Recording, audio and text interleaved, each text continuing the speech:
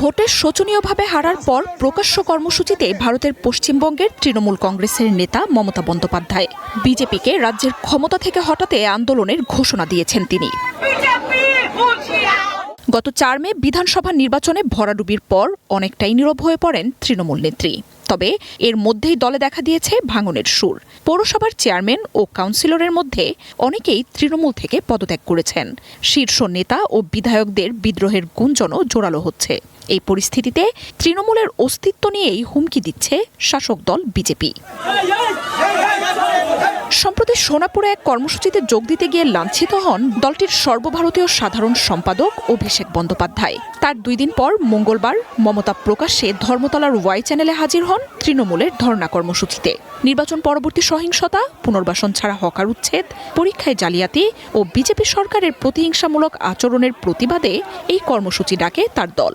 রাষ্ট্রীয় সন্ত্রাসের মধ্যে দিয়ে কলকাতার ধর্মতলার রানী রাসমণি এভিনিউয়ে অবস্থান নেওয়ার কথা থাকলেও পুলিশ তাতে অনুমতি দেয়নি।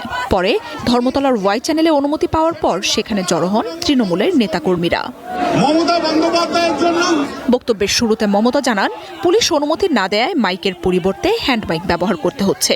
এ সময় আবারও বিজেপির বিরুদ্ধে নির্বাচনে কারচুপির অভিযোগ আনেন তিনি। ক্ষমতায় এসেই দলটি অত্যাচার, নির্যাতন শুরু করেছে দাবি করে শাসক দলের বিরুদ্ধে আন্দোলনে মাঠে থাকার ঘোষণা দেন এই নেতা। প্রয়োজনে লালবাজার, নবান্ন ঘেরাওয়ের হুঁশিয়ারিও দেন তিনি। তৃণমূল নেত্রীর এই কর্মসূচিতেও দলটির নির্বাচিত সব বিধায়ককে দেখা যায়নি। তবে চন্দ্রিমা ভট্টাচার্য, শোভনদেব চট্টোপাধ্যায়, দোলা সেন, ফিরহাদ হাকিম, মদন মিত্র, কুণাল ঘোষের মতো নেতারা অংশ নেন এতে। Don't bulldoze or impose or don't compel us to take a big decision. তৃণমূলে বিভেদ ও ভাঙন অবশ্য আগেই ধরা পড়ে। নির্বাচনের ফলাফলের পরই মমতার বাড়িতে বিজয়ী 80 বিধায়ককে ডাকা হলেও উপস্থিত হন মাত্র 20 জন। ফলে বৈঠক বাতিল করতে বাধ্য হন মমতা। এদিকে বিধানসভায় তৃণমূলের নির্বাচিত বিদ্রোহী বিধায়করা বিরোধী আসনে নতুন নেতা ঘোষণা করতে পারেন বলে জানাচ্ছে অভ্যন্তরীণ সূত্রগুলো। উদ্দেশ্য বিরোধী আসনে বসে মমতাকে বাদ দেয়া।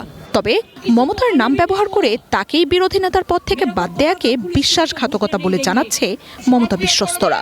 নেতারা আখের ঘোষণার জন্য চলে যেতে দিন। মার্জিয়া উপমা, ওয়ান ইন্টারন্যাশনাল ডেস্ক।